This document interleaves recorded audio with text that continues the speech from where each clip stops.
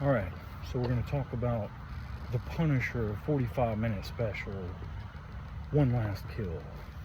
And you know what, if I'm being completely honest, there wasn't much special about it, in my opinion. Now keep in mind, this is coming from a Punisher fan, and I liked him in the Daredevil series back in season 2 of the original Netflix Daredevil series when they introduced him. And at first when Johnny Bernthal got cast, I was kind of like, with those ears, but he's done good with the character, and he seems to actually give a damn about it, which is cool. And here's my only complaint about Bernthal as Punisher. Now, in the beginning, when they first introduced him, like I said, he was in the second season of Daredevil. It was supposed to be fresh off the events that happened, so he was not the seasoned, Frank Castle Punisher that we know. It was like the origins, the very beginning, But then they had his own seasons. They had a Punisher, Netflix did a season 1 and season 2 Punisher, and now they've brought him back. They brought him back to appear in Daredevil Reborn, which is like the 4th season, technically. And then now they've had his own 45-minute special. So Bernthal has been playing this character now for 10 years or more, And my problem with him is we don't see the calculated, methodical Punisher, the calm, cool, collected. Like in the comics, he's very calculated, methodical. They have the war journal where you hear his thoughts, or he's actually, recording a war journal like 8 p.m., Thursday night outside this mafioso's house or whatever, where he's been collecting data and, reconnaissance. And in the Daredevil Reborn series, where they introduced him, he's got like this cool lair, like a hideout, and you see there's guns on the wall. And more importantly, you see all the pictures, evidence from the reconnaissance he's been doing, and they've got X's on, the targets that he's hit or whatever. But here's the thing, that's cool, but we never see him doing that, There's only evidences of it, but they never show that from Bernthal's Punisher. And he's graduated to this by this point, That's my complaint about him, is he doesn't seem calm, cool, collected after the events. There's been enough time now where he's settled into it, where he's settled into that identity and his purpose, his mission, He's more like, he reminds me more of a grunt, like a military, just, in the trenches, just raw. You know how Bernthal does that? Oh, he's just yelling a lot. Let me tell you something,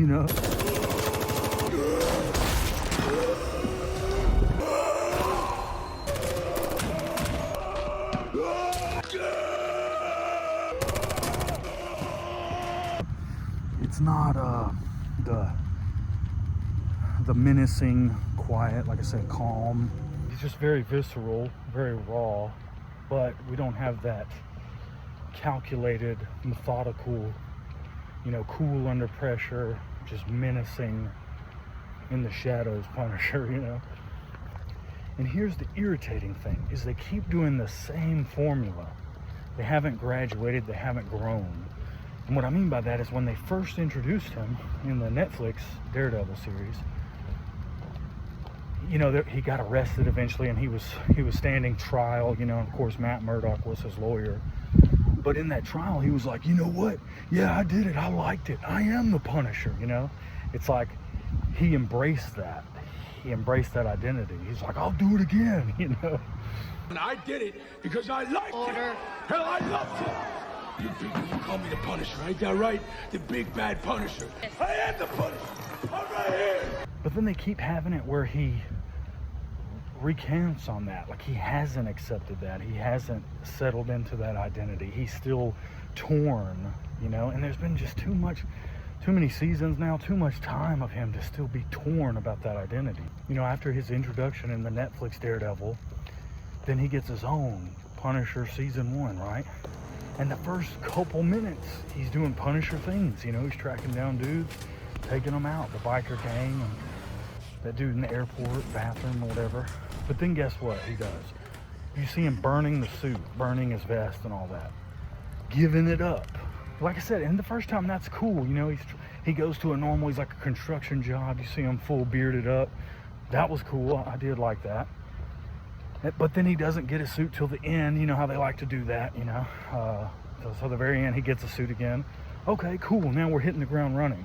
But guess what? Season 2, boom, same story. He doesn't have it. He's giving it up. He's trying to do something else. And then he gets it at the end, maybe, you know, whatever.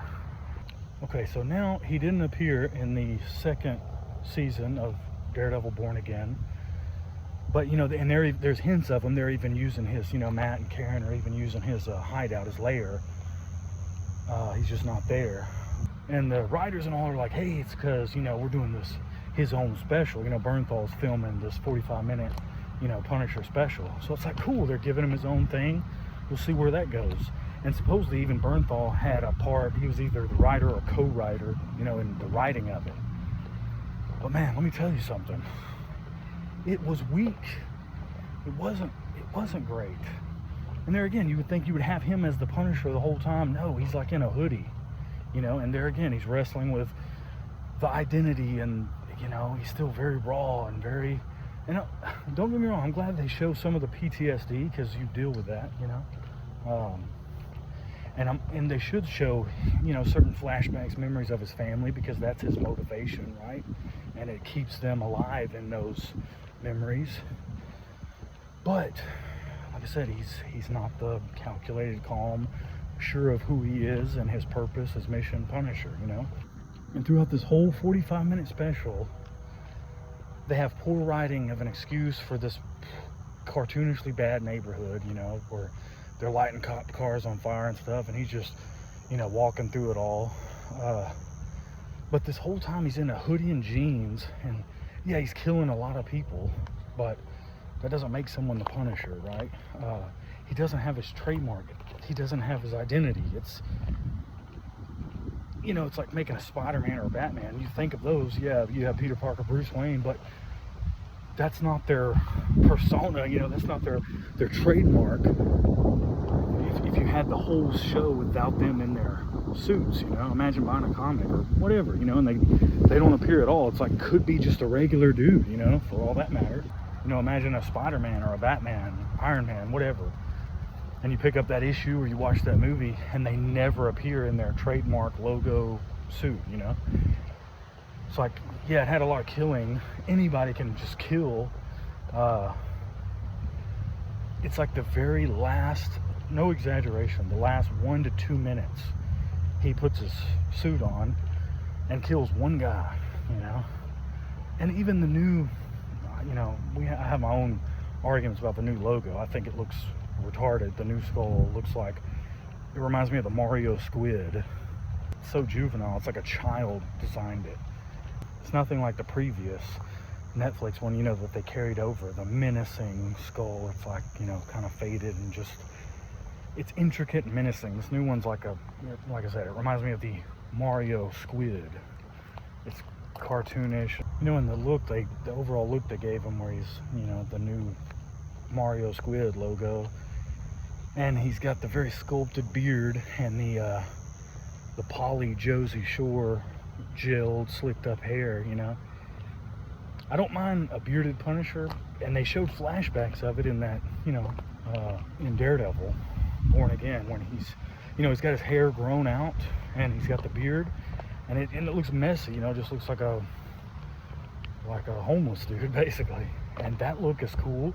Yeah, you could shorten the hair a little, because I know that's a liability. You don't want your hair getting grabbed, you know, when that's why military keeps theirs short and all. But the Jersey Shore look, nah, I ain't about that. And if you're gonna give him a beard, don't let it be so like sculpted, like he just walked out of the barber shop, you know.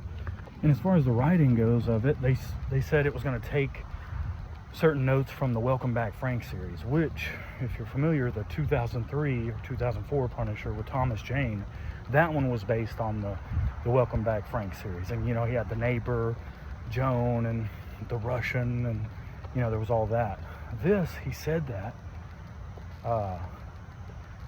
and the only thing that tied into that was Ma Nucci, you know, the crime family.